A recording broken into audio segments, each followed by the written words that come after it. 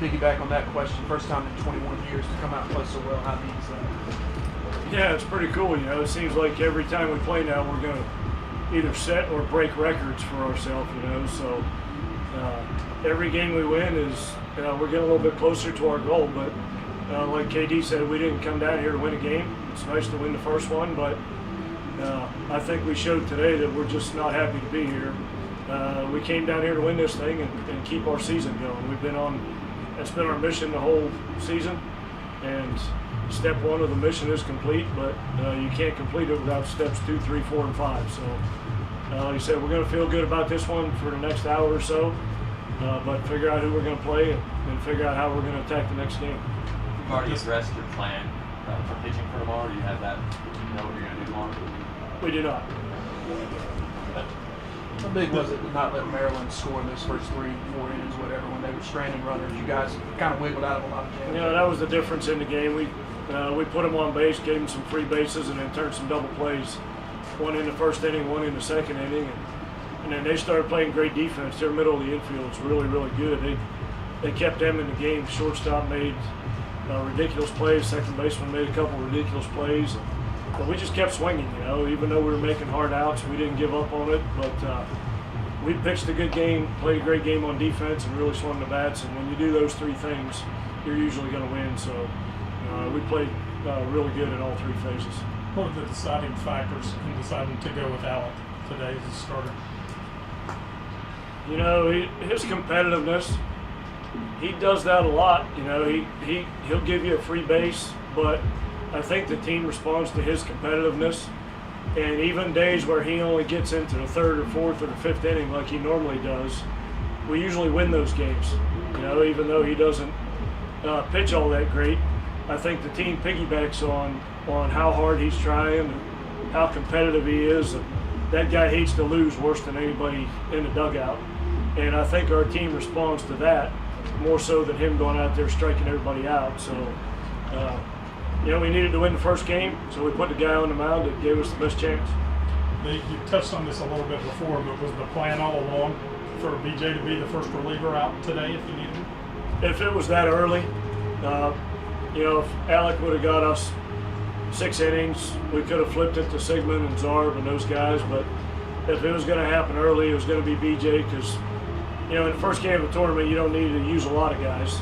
If you can get through it with 1, that's great. If you get through with 2, that's the next best option. So we knew when BJ come in there, if he was throwing good, he could run the game for us, and that's what he did. Without knowing yet who your opponent will be, can you share an observation or 2 about each team, what you've seen so far? Or? You can throw seeds and records and all that out the window right now because you get into the postseason, any team can beat any team. The guy on the mound is going to control the game for the most part. So whoever it is, we know it's going to be a good team. They're coming off of a win just like we are, so they're going to be very confident. And in a park like this, anybody can beat anybody. This park neutralizes a lot of things. You can hit a ball in the air, it just happens to fall on the other side of the fence. So it doesn't matter if you're a power hitter or not.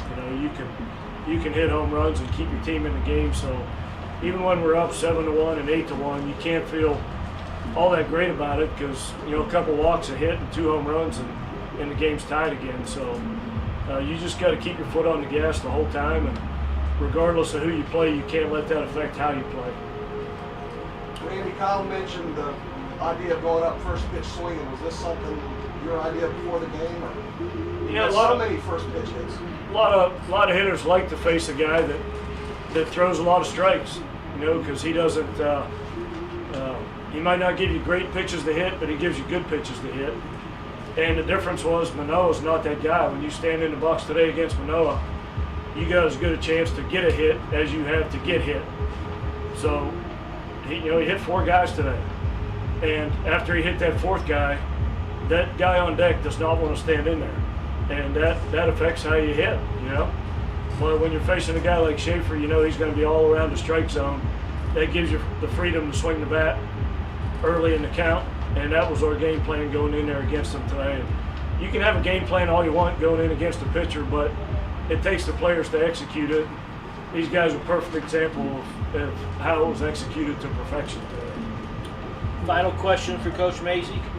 Coach, you did mention yesterday that you and Wake Forest coach from the same town. Because of that, would you be kind of more ready for Wake Forest if you were moving to BC and watch them play more because of that?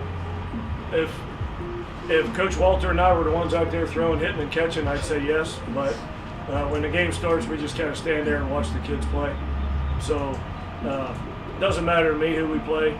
I love Coach Walter to death. I've got a huge background with him.